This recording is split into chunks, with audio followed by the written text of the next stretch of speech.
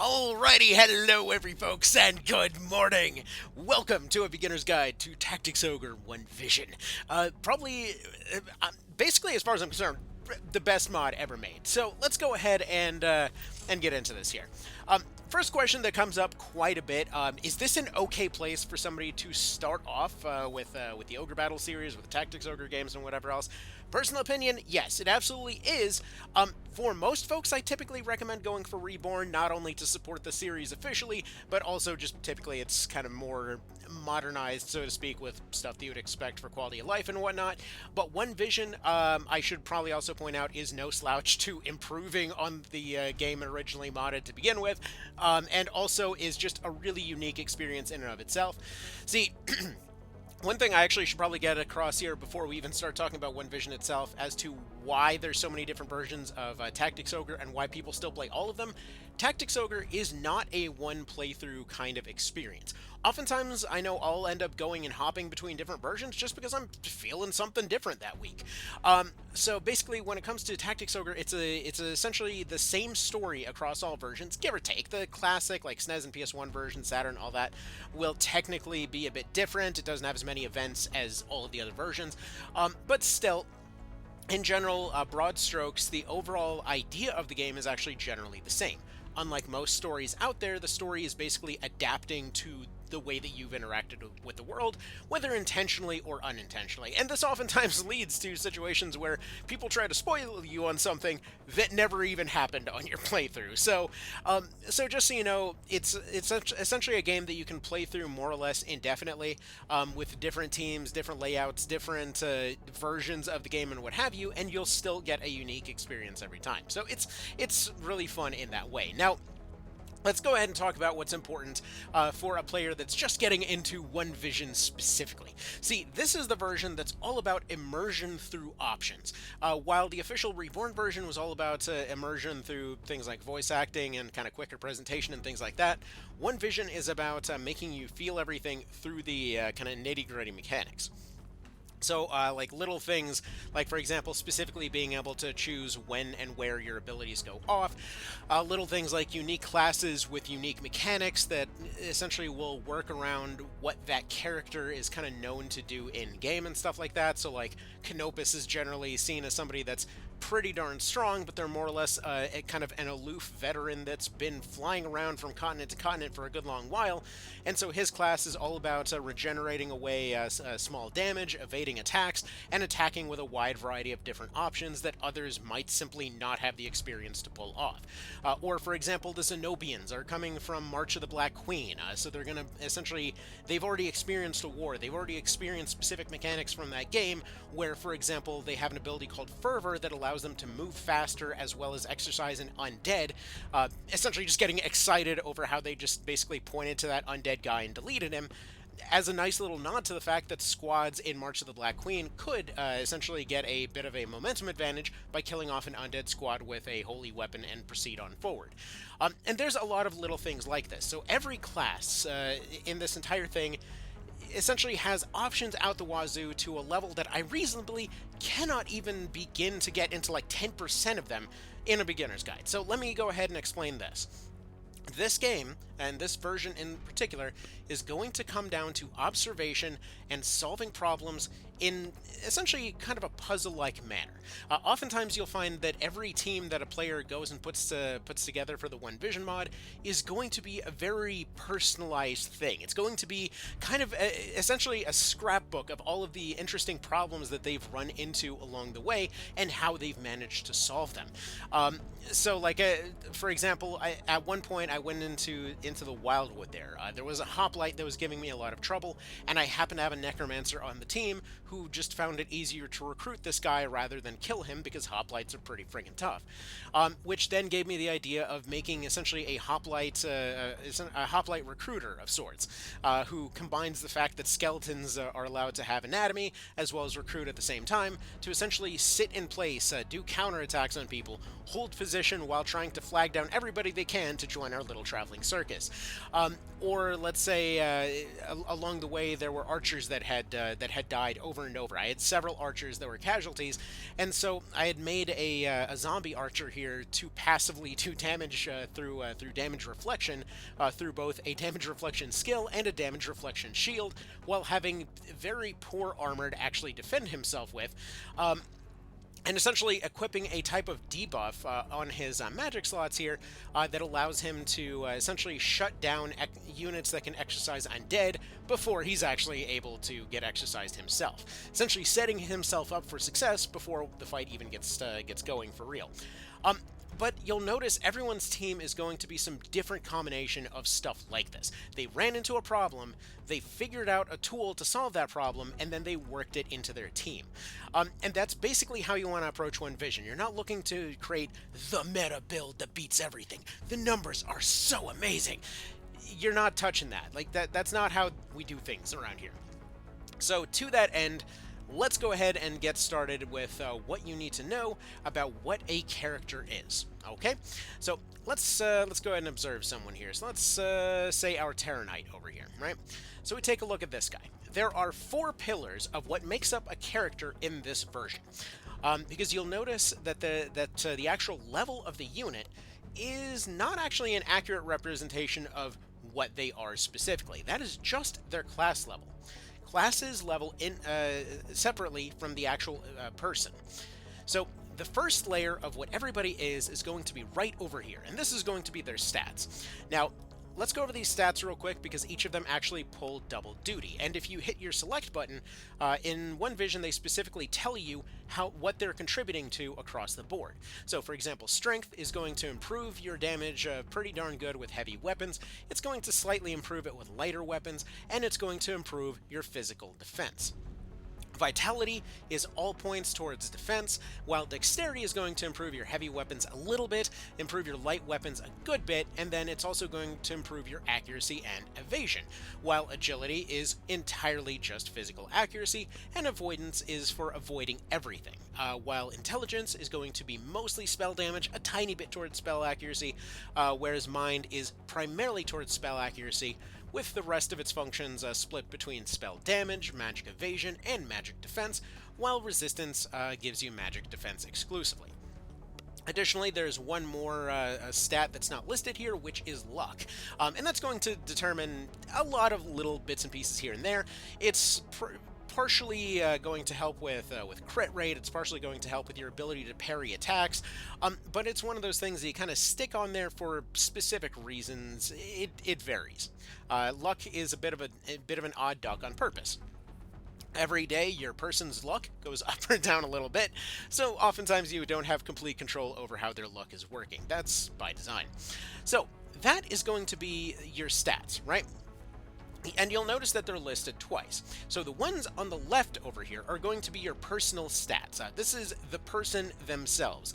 These do not move very much in this version. This is what this person is by themselves, before equipment, before skills, before their class level. This is them as a person, what they're good at, what their talents are, that kind of thing. So this guy is essentially a guy that came with the sort of smart archetype. Officially, they call them like fighter, rogue, and wizard. I personally call them strong, smart, or fast, but either way, there's kind of 4 ways that a character can sort of shake out as far as the random numbers go. You've got the smart ones. Those are going to primarily specialize in intelligence, mind, and resistance. You've got the fast ones that are going to specialize in dexterity, agility, and avoidance. And then you've got strength, vitality, and dexterity that are going to be for the strong ones. And you'll notice across the board, everyone's vitality is usually going to be their lowest stat. Vitality is hard to come by, which is why things like heavy armor actually work in this mod. And this is actually one of those reasons that those stats don't necessarily move very much. Like, you'll notice that this guy's running heavy armor, which means that his vitality is dramatically higher than many of the people around him, meaning that he feels like he has heavy armor. Anyway, let's go ahead and get back into it here. So, these personal stats, like I said, do not move very much. When a character levels up, they don't get anything towards these. Essentially, the level is purely towards the class. The class is something that anybody can switch into and use immediately, but their personal stats stay roughly where they are. There's two ways to improve them. One of them is to pick up cards out in the field, which will improve your stats by a little bit, and typically these are going to be around 1 point, give or take, and then you also have the food items, which are going to improve 2 stat points, and those are something that's going to be gotten from selling monsters to the shop, and then essentially buying their meat after it's been processed for about 50 grand a pop. Yes, that stuff is extraordinarily expensive. That is, again, by design. So, primarily what you're getting off of your personal stats is that this is that person's talent. So like this guy, due to his higher mind score, he's pretty good at overcoming the Terror Knight's naturally weak magic defenses, and additionally, he's able to potentially have higher odds of hitting with his debuffs. You'll notice I'm not specifically only going for damage, because damage comes eventually. Damage comes from a lot of different sources, and if you are committing to damage, you're going to need a bit of a support system to that. Generally speaking, you want to survive first and then worry about how you're going to get damage. Survive first, then figure out how you get a hit to land in the first place, then figure out how you're going to make that hit actually hurt. Okay? Alright, so second layer is going to be layered on top of your personal character here, and that is going to be skills. These are going to be up to 10 slots, so you'll go ahead and unlock these as you get points. And these will give you all kinds of different effects, from things like parries, where you can use your melee weapon to parry away a melee attack. Let's say you have a deflect, that'll do the same thing with ranged attacks, as long as they're not bullets. You've got unique skills that are available to certain classes, like for example Fearful Impact on this Terror Knight. Who will essentially have 100% chance to hit, and will be able to frighten the target when they do. Then you've got your weapon skills, which will improve your damage and accuracy with that weapon. Additionally, it'll give you armor versus all weapons of that class, and also will unlock finishers of those weapon types. This goes up to a natural rank of 8, but you can raise it higher through the right equipment. Additionally, every 2 ranks are when you end up getting finishers, though some classes do have things called weapon arts that they'll be able to unlock in between those ranks as well. We'll get into more of those as we carry on. From there, you've also got augments, and these augments will improve your ability to, it'll also improve your damage, resistance, as well as offense, accuracy, with that particular element. Though I will only say this only applies to damage, this does not improve your accuracy with debuffs. So this will essentially serve as an overall elemental skill. You don't need an element on somebody. And for those that are coming from Reborn, this might be a little bit weird. Elements actually work entirely different in this system. So for example, when you augment an element, you are simply improving your performance with that element, and in this case they're going to be lowering light damage. Let's say we find another one here who's augmenting fire, and in this case they would be raising fire damage and also lower fire damage received. So basically you are specifically only specialized in that particular element, right? And so this means that if you have one particular attack or one particular finisher that you really, really like, it could really improve your performance with that particular thing, but you don't need an element if you don't want one. Like, I'm probably taking Augment Darkness off this Terror Knight here, because he honestly does not use it very much, and I probably would want to put something like a Shadow Break there instead. Okay. So most of these, like I said, are something that you're going to want to read through, and you'll just essentially run into issues, go and read through your skill list, and then suddenly have those little moments of, oh, okay, I get it. I might be able to use this to solve this problem this particular way. We'll get into how this guy solved a particular problem in just a moment, but main thing I'm going to get across here is the fact that this guy, and essentially any unit that you're putting together, you want to make sure to read all of your skill descriptions, because they are going to be accurate. So like, for example, in his case, he was regularly getting stunned, he was regularly having issues with getting bullied by units that were paralyzing him, so he put on a stun ward. And then that stun ward was able to prevent him from ever getting stunned again, and also allowed him to unstun units nearby. He was regularly getting attacked, so obviously he wanted a counterattack, and additionally there were occasionally gremlins and orcs around, so he put on a Demon's Pact, which allowed him to have a chance to negotiate with those units. Now, negotiation might seem like a bit of an odd duck. Recruit skills come in a lot of different forms. You want these, okay? Recruit skills are some of the best tools in this entire game. No questions asked. I don't care which version you're playing. Recruit skills are absolutely kick-ass regardless of which version of Tactics Ogre you're playing. And again, that is by design. This is supposed to be a story about people surviving a war, and talking people down is going to be a lot more useful than trying to kill them. So anyways, in this particular case, being a Terror Knight allowed him to talk to demons, which meant that stuff like gremlins and orcs, which were originally kind of more hellish creatures, were within his purview to go negotiate with. Now, for the Reborn players, I want to point this out right here. You don't have to actually keep that particular class if you want to have different negotiation skills. So, for example, Demon's Pact over here, I could use on anybody if I were to just learn it and transfer it over. Right? And actually, for example, right over here, I have a different class. This is actually I was essentially making a generic version of Aerosol for a test I was doing. But like in her case, she was originally a dragon tamer, and so she has Subdue and Tame despite being an archer variant. So just so you know, racial skills as well as, or some racial skills as well as negotiation skills, they can just travel around. Okay, so you don't have to worry about staying with a particular class if you don't like it. You can actually cross-class an absolute ton of skills. It's just very specific things that are still limited to that particular class. So, for example, a Terror Knight would be the only one that could use Lament of the Dead here, or something like a Shadow Break would be available on some other ones as well, where they have a semi-unique ability to target enemy rampart shadows and self-destruct them on their users, essentially causing your weapon's worth of damage and also breaching the targets within that explosion, essentially allowing you to turn, again, enemy defenses against them. Is it very specific? Sure, but it's potentially a very interesting interaction. So, for example, let's say you had some knights, and they had put some defenses down, and they were getting overwhelmed. You could suddenly transform that into a minefield by using your Terror Knight to then detonate them as soon as enemy units were between them, because they're attacking in a cross-section around them. Bear this in mind, because finding different uses for different abilities is going to be something you'll find all the time when you're going and reading through your units. Okay, so now that we've talked about skills for a minute, let's go ahead and talk about the class layer. So the class levels individually, and each class will essentially just sort of be a little filter that you put on top of the unit, giving them their kind of inbuilt physical abilities, things like whether or not they get a unique unarmed ability or something like that, giving them their movement type, their natural recovery time, which is going to be this RT number over here, as well as the stats that the class can bring. So we see in this case that any unit becoming a Terror Knight will be pretty darn good at strength and mind as a consequence of being this class, as well as also getting a pretty solid attack boost, as well as a mediocre defense boost. That being said, I want to point out that this can actually change the class entirely depending on what you're looking at.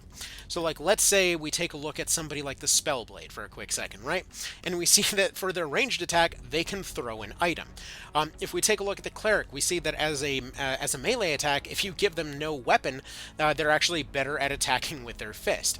Somebody like a Wizard, if they don't have MP, they're able to target an enemy with a Hex, opening them up for the next attack there, essentially allowing them some time to regenerate their MP, but still being able to offensively impact the fight at a long distance. And I should also point out that most units have access to Trajectory, which is an ability that gives you a targeting line, and this also helps essentially when combining with these different skills to give you an idea over whether or not you can hit a target with a spell.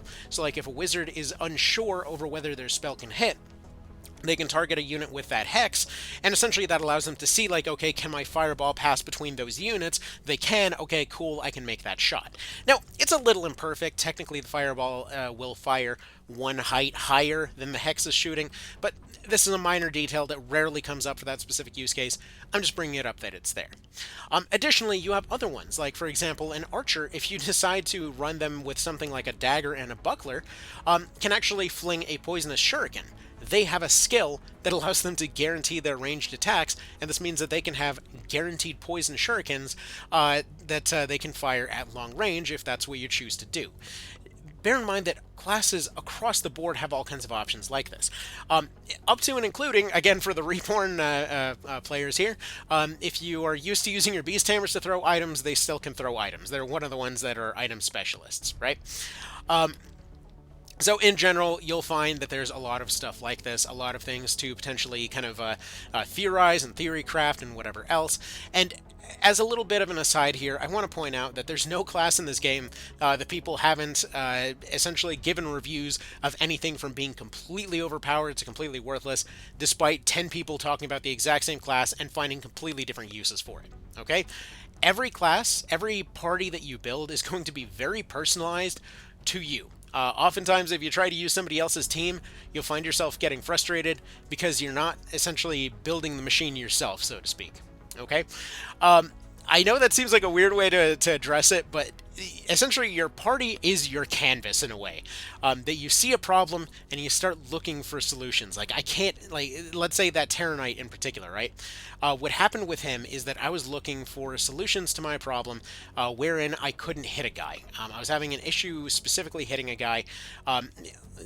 Essentially, highly evasive units were dancing around him, right? He was having an issue that, being a Terranite, you know, his naturally kind of mind-orientated build allowed him to be pretty good at resisting casters. His heavy armor was pretty good at deflecting away ranged attacks, but when it came to close range stuff, units, for example, with dual-wielding poisoned claws and things like that, would regularly attack him, and he just simply couldn't hit them back. He was having issues where he was just slow, clunky, and he couldn't threaten those units particularly well. And this was around the time that the halberd was introduced as a new spear category, allowing a slashing type attack on a polearm type weapon. See, I was using Fearful Impact on this guy. This means that he is a guarantee. He's going to have an ability to guarantee a hit, as well as inflicting fear on both of those targets, and that's really useful. But by itself, I was using a pike before this, by itself, it wasn't enough to really heavily threaten a lot of midweight units. See, this is actually going to come down to a quirk of how armor works here. And this is going to be a little bit of a ramble, but you kind of bear with me here. So, like, if we take a look at the midweight armor here, right? We see that it gives you good defense, good health. It's got a moderate weight of 8, as well as a good bit of avoidance. And that extra avoidance meant that unless this guy had his skill activated, he couldn't necessarily hit them. He was too slow to do a follow-up attack, and oftentimes he needed to be able to threaten that unit straight out of the fight with a single attack. And so what happened here is that the halberd switched its attack type to a slash. And the reason this is significant is that every armor type has a little bit of a weakness. See, this is going to be really notable for Reborn players as well as PSP players, because armor is very, very modeled out in One Vision. See, in this particular case, when it came to midweight armors, they're oftentimes weak to slashing attacks. So a midweight armor unit would have trouble facing a target with, for example, high accuracy and swords. Or, for example, a unit that could guarantee an attack with a halberd, which is exactly what was happening here. Rather than getting danced around, he found himself in a position that he could oftentimes parry those particular attacks, hit them with a fear and a guaranteed hit, with a high amount of slashing damage on this attack, potentially really heavily devastating that particular unit, rather than suddenly being a threat to him, right? So, essentially, again, everybody's party will be stories like this, where they ran into a problem and they found an interesting way to sort it out. Like in this case, it wound up being a very consistent build that conveniently allowed for him to counter his main weakness. Or, for example, right here, I was looking for a way to cause enough debuffs that the AI would panic and repeatedly try to remove those debuffs rather than attacking.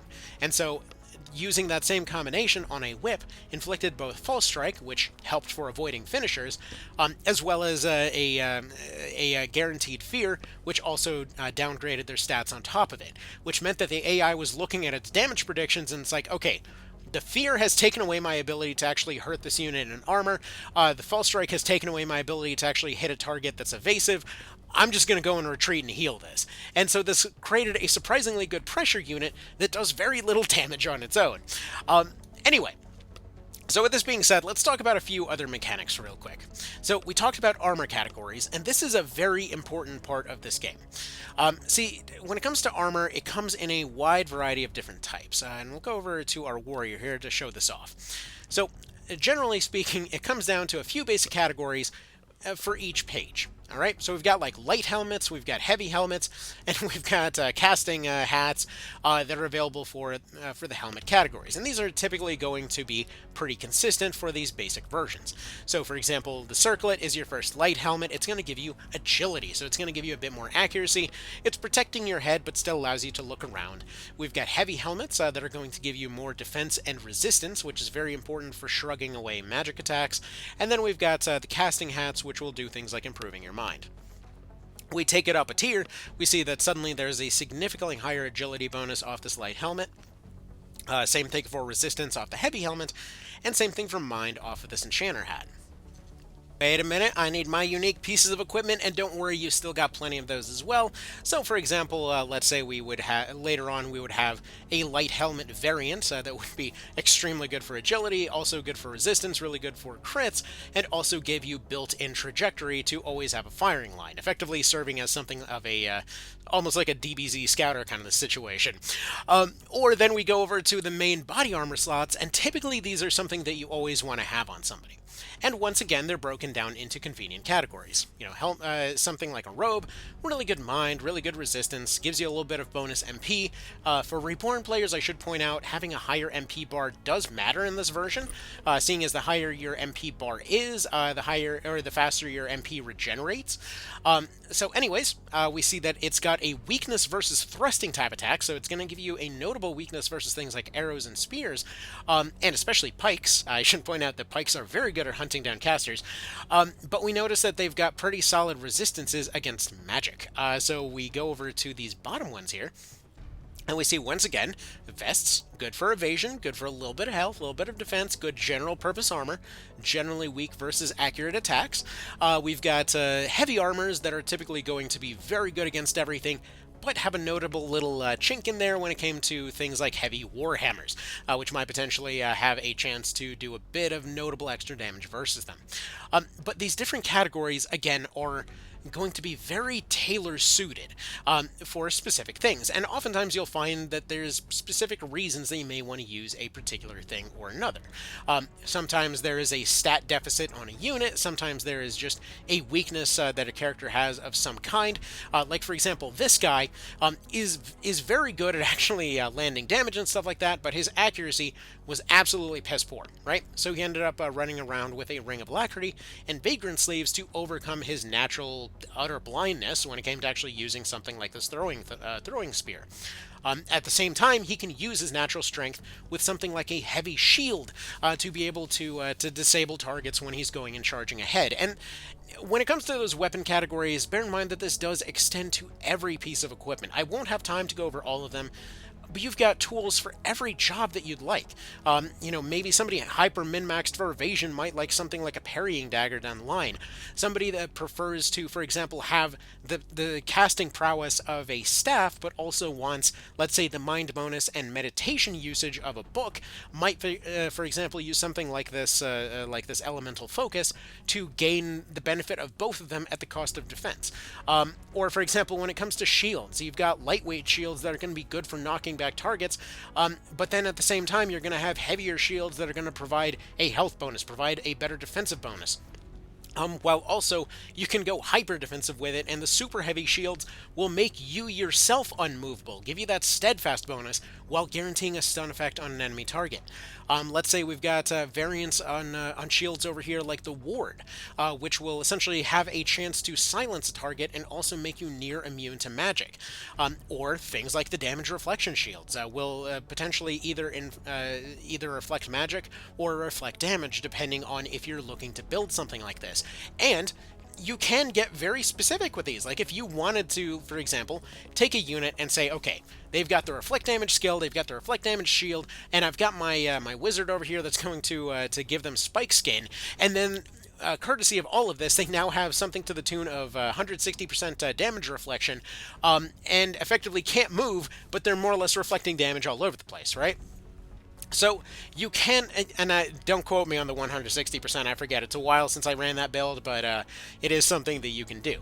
Um, Point being, there's so many tools in here for whatever you might like that you'll find something that does the trick for you. Like I know that I ran into a random AI unit in the woods that was thoroughly whooping my ass because this Valkyrie over here was essentially running heavy armor, a light shield, and a ring of might. This gave them pretty solid strength, pretty solid defenses, decent-ish evasion, but they regularly kept getting outsped by this other Valkyrie because they swapped out that sword for a knife. Now, here's the thing. Unlike a lot of RPGs, we're not worried about strictly numbers or DPS. Honestly, DPS barely matters. But in this particular case, the dagger is a really good tool for binding a target to the ground. Effectively, you're shanking him in the leg, right? So, in this case, they had this knife, right? And they were regularly outspeeding this Valkyrie that was going for a sword. And even though the sword did extra damage, they regularly found themselves outpaced because of the speed difference between them. Because the weight of the sword is 6, the weight of the dagger is 2, and that slight speed difference made a world of difference when the two were going in 1v1ing each other. And eventually they ended up getting stuck to the ground, and eventually this unit ended up then using the finisher from this dagger to steal away their MP so they no longer even had a ranged attack. It was such a beautiful moment that I ended up just going and co-opting this build to replace what I had running on her. So that being said, hopefully that gives you a general idea over what's important for these characters. Now, that said, let's talk about when you're first starting out. There's a few things that you need to pay attention to when you're first starting out here. Because first and foremost, as I said before, you need to be able to actually land a hit before you can worry about how strong that hit is. And so right here, we're going to go ahead and get into a fight in a thunderstorm to show you the effect of some of these skills. So for example, right here, when it comes to training your unit, even a unit like Sarah right here, who is already at max rank, she's a pretty solid caster, she's a naturally talented unit when it comes to accuracy, and even still, her accuracy is down to 30% in the rain. She's on good footing and everything else, but it still doesn't matter. Her accuracy is getting absolutely punished. Understand that while this isn't a complete, like, oh, you know, every single thing is 100% realistic type situation, in this particular case, what we're seeing is that when it comes to any kind of adverse effects going on to your characters, they're going to be somewhat realistic. It's really hard to hit something in the rain. It's really hard to hit something while you're on regular solid footing, or when you're on bad footing, I should say. So in that particular case, it will be very difficult for someone to hit an evasive target in the rain, like that archer is up there. Whereas that other archer that we were just firing at right now, I would assume, is probably somebody a bit more offensively orientated. So we'll see about that in just a moment here. So let's go ahead and see what they're up to. So in this particular case, it looks like, yeah, they're running a vest for some evasion. It looks like they're naturally talented towards dexterity, but shockingly, their avoidance is surprisingly low by comparison. I'm not entirely sure why, but it doesn't really matter. So either way, she's running a helmet. She's running primarily accuracy type equipment, whereas this guy is running the full evasion set. His avoidance is dramatically higher, and it's going to be a lot harder to hit that guy. Now, let's go ahead and show how much of a difference something can make here. So in this particular case, he's got trajectory, he's got 25%. He actually won't be able to use it just yet. His turn came very slightly early, so we'll go ahead and give him a quick second here. So we'll just wait a minute while his turn comes around. But the very first skill that you need to pay attention to a lot of your characters is going to be trajectory. It's available on your archer right from the very start of the game, and it's going to be available for a lot of your classes. You'll notice that a lot of melee units are actually able to use that as well. Now, the reason that it's important is actually because it'll improve your accuracy for anybody. It doesn't have to be a melee attack, despite being, or it doesn't have to be a ranged attack, despite being that kind of skill. Okay, so while it does give you that that bonus to, it does give you this targeting line right here. So for example, you'll see that normally they don't have that. If we turn on trajectory, we'll see that his odds are actually dramatically higher because this is the old back attack effect. For Reborn players, this is what the kind of situation that it was for. So in this case, he's able to overcome some of that issue when it comes to our accuracy, and he's able to hit that guy just fine. Okay, so In that particular case, you saw that his evasion is naturally very high. He is going for a pistol and knife build as a Fusilier. And this will get us into a few details we're not necessarily going to go and cover right now, where basically all racial types are actually different this time around. So, for example, units like Hawkmen are actually able to use classes that they couldn't use before, but they also they lost access to a lot of heavier classes. So, for example, when it came to using warriors and stuff like that, they previously could fly around in heavy armor. This time around, they actually lost access to that, and instead will end up being more dexterous type classes. So they can be sword masters, they can be fusiliers, but they can't be, for example, warriors or berserkers or whatever. Anyway, across the board, Hawkmen are a decent bit weaker, but a decent bit faster. And that being said, we're going to go ahead and continue on here to talk about other kind of tools that are available at your disposal. Okay. Now, you might be wondering, what's with Donalto using a crossbow? What's that all about? Well, in his particular case, he is the new version of the Necromancer. And the Necromancer is a very, very tricky type of unit, essentially being somebody that has a lot of very high-cost spells, as well as the ability to use a crossbow, has some unique crossbow finishers and things. There's a lot of potential things to cover with that guy, and you'll generally find that's true on most classes, that there's a lot of things to potentially discuss as far as what's different with them. So, like, for example, with Dragoons, if you decided to dance around with a pike, you can use something like the Dragonfly ability that's normally for getting across any elevation gap. You can instead use it for a little bit of extra movement to, for example, reach somebody with a pike in a tricky manner, or potentially get out of the range of an attack. Or in this particular case, what we're going to do is actually we're going to go ahead and actually we can just we're going to go for the recruit. Sorry. We're going to go for a few different options here, but in general, you'll find that every class has so many different ways to play it that there's really no right way to do it. So like right here, using a hoplite as a negotiator works out pretty well because he is in this case, this is a guy with a lot of very naturally high accuracy, maxed out spear rank, as well as anatomy to give him even more accuracy, which means he's really, really good at pinning down and sort of threatening units to our cause as a hoplite. Or with that with the Necromancer over there, he was very, very good at saving units from dying, oddly enough. Because a lot of units, while we can't directly revive them, we can bring them back as zombies, which means that we're able to actually train up those units. Essentially, we're able to save them from what would otherwise be their death, right? And this actually gets me very quickly to the revive mechanics. They actually work differently in this one if you've played any other Tactics Ogre game, because you can't simply revive your units. One of the cool things that One Vision does is that it actually causes you to play on the same playing field as the AI.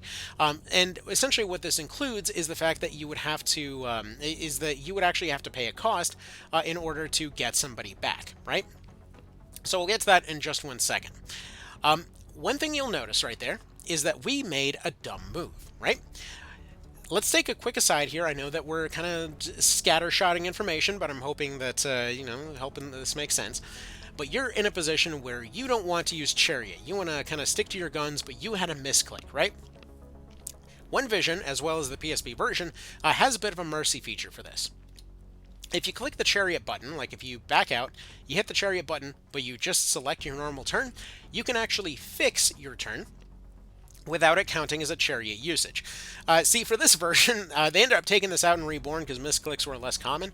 But in this one, because misclicks will happen every now and then, like right there, I forgot to activate trajectory. It still was a miss, but anyway. But this allows you to actually fix your turn if you did, in fact, have a misclick of some sort. So just a nice little thing that you can do there. Okay.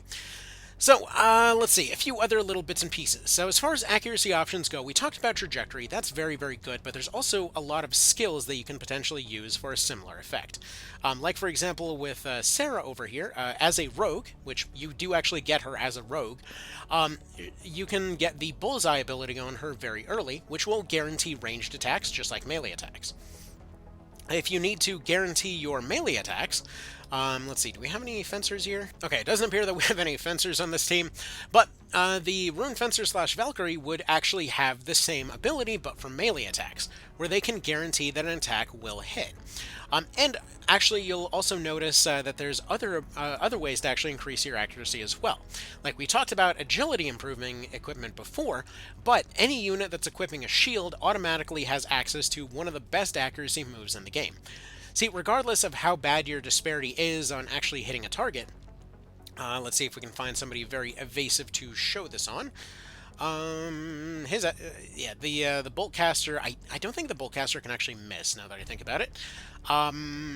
We'll find out in just a moment. Let's go ahead and just show off a weapon art here real quick. Just to show this off, this is what a weapon art is. I was talking about those earlier.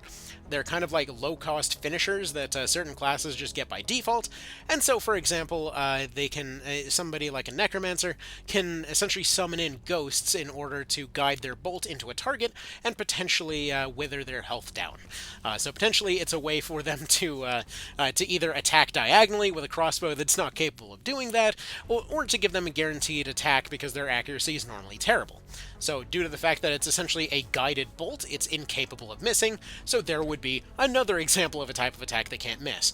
Or, for example, casters get access to what are known as overhead abilities. So in the case of a caster, they might be able to hit somebody with a thunder flare or a firestorm. Those are hitting from above their head, they're not able to see it coming, therefore they can't dodge it. Right? Or let's say you have somebody with access to a shield. Any shield would actually be able to ram a target, which is going to be more accurate than a basic attack. In fact, shields almost never miss.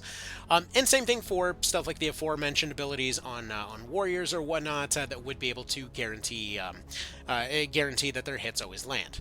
Now, I know I mentioned this before, but I want to bring it up again. For those unfamiliar with this rule, any guaranteed ability also guarantees a secondary effect on an attack.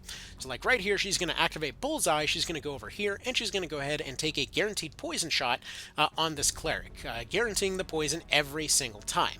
Unless he's immune, which you can tell because the little poison icon doesn't show up, that attack will hit every single time. Right? So that's just a very useful thing to bear in mind. Again, I can go over a lot of very specific nitty-gritty details on all of these different things, but this is something that you'll pick up on over time. There's certain things that you will like, there's certain things that you won't like. And I can't necessarily tell you what's going to be best for your particular situation. Everybody's going to have different preferences, everyone's going to have different things that specifically speak to them. Actually, in this particular case, I meant to use Wind Scythe, because I want to show off Wind Scythe real quick. So, let's go ahead and use the chess rule. I like to call this the chess rule because you haven't removed your hand from the piece, so to speak. So it allows you to reset. But a lot of these are going to be stuff that you're unfamiliar with if you've played Reborn.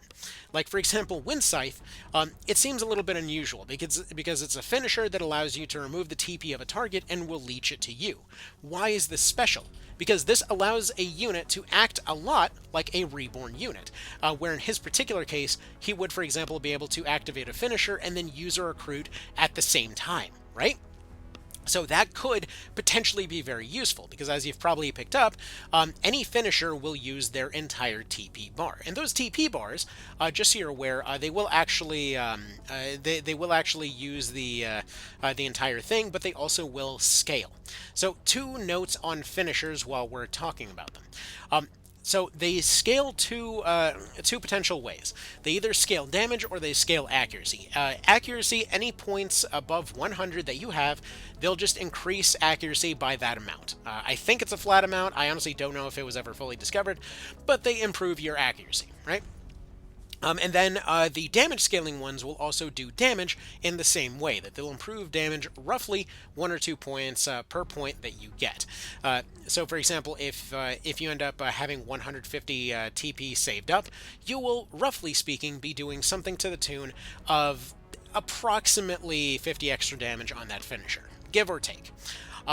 Another thing I should probably point out is that unlike Reborn, Again, everybody's element neutral, which means that that there are no weaknesses, with a couple of exceptions. Living units are a little bit weaker to dark spells. Undead units are a little bit weaker to light spells. Okay? Okay. Another thing. I mentioned before that there's a lot of very specific use cases for a lot of very particular things.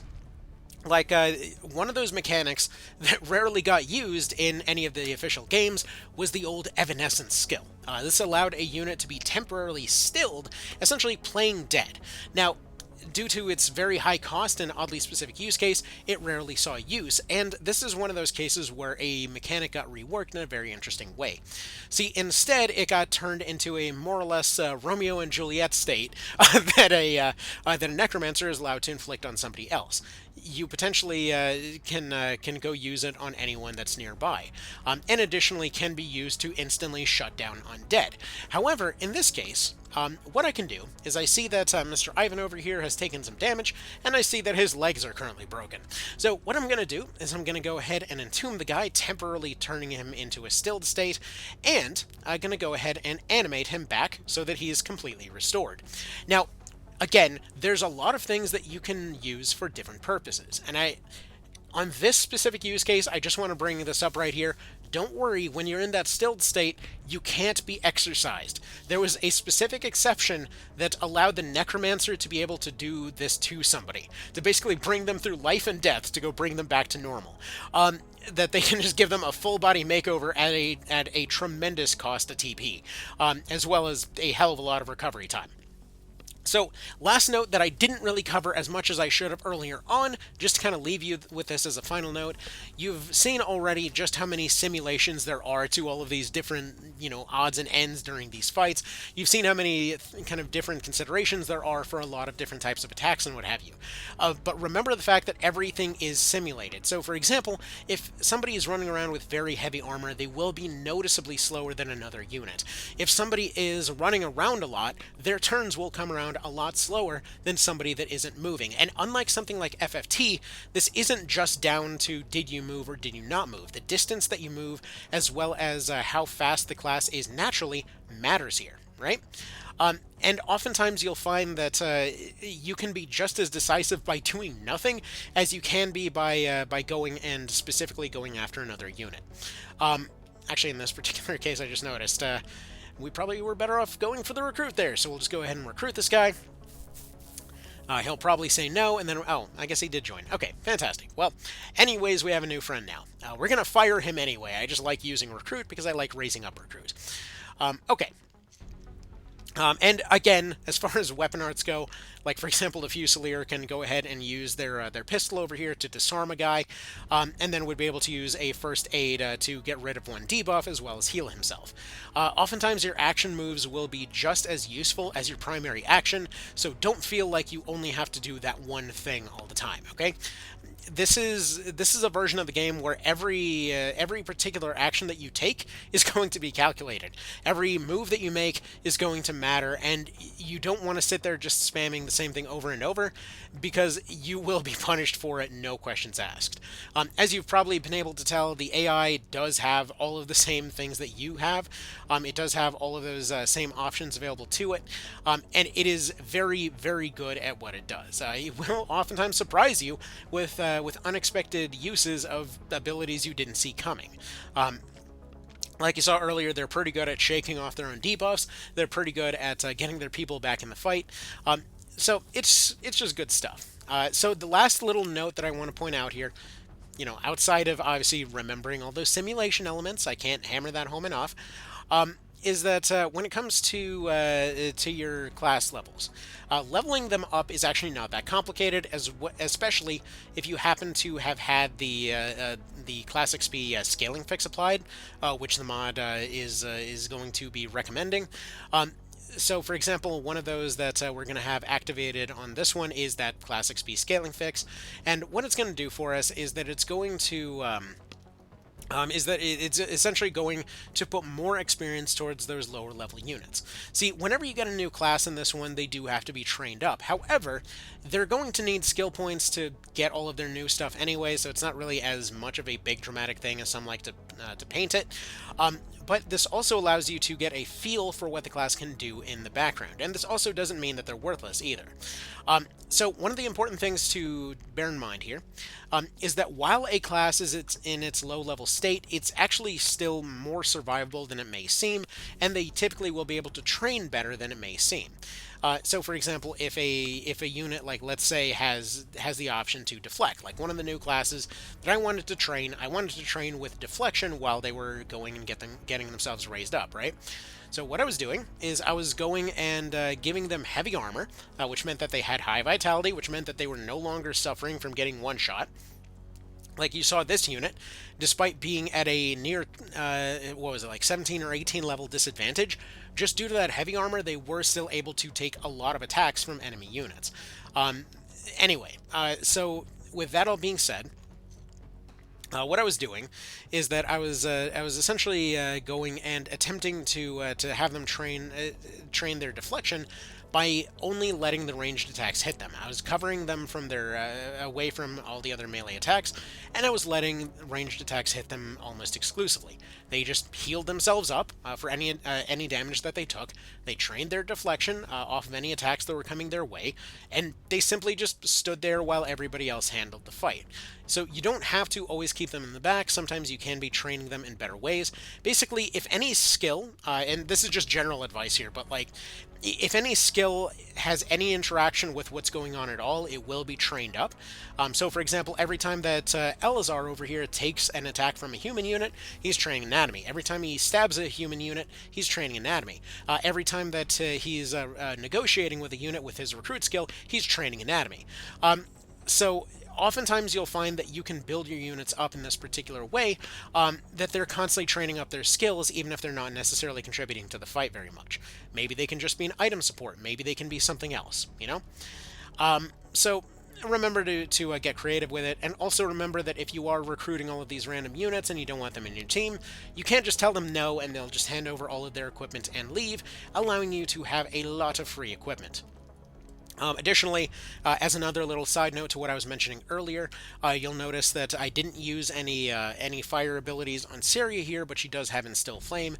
So even something like an Instill does technically allow you to train an element while it's active. So if you ever wanted to train up an element passively, like let's say you had a particular finisher that you liked, you can always just instill a unit with that particular element for a little while, and you'll end up getting a little bonus for it, right?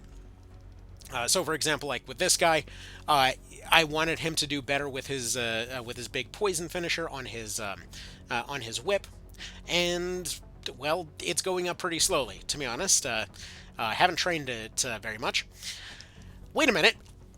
I can't believe I forgot this. Okay, most important note I somehow forgot to bring up. Every secondary effect on a finisher is guaranteed.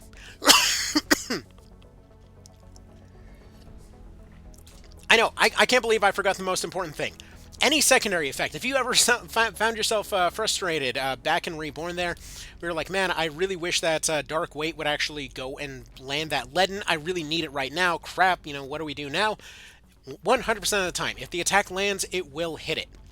If you were wondering whether there was a recovery time delay on Leaden, in One Vision they actually do officially just put it in there as a recovery time delay for sure, that it does delay a target.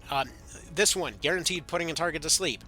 We've got something very similar to the Sonic Boom ability from Final Fantasy Tactics Advance on the Starfall here, as well as a Shackle over here. If you want a particular element, every finisher has an element, and also every finisher's secondary effect is guaranteed. So, yeah, I can't believe I forgot that. Additionally, yes, you'll notice in the intro to the game, there are going to be cases where there's moves that you may recognize from Final Fantasy Tactics. Just so you know, technically you don't get access to a lot of those until the post-game. This unit over here, this Freya/Paladin, which, yes, you can create your own generic versions of characters like this. There are actually just cheats that allow you to do this successfully if you want to have, like, you know, essentially just an Agrius in your team here.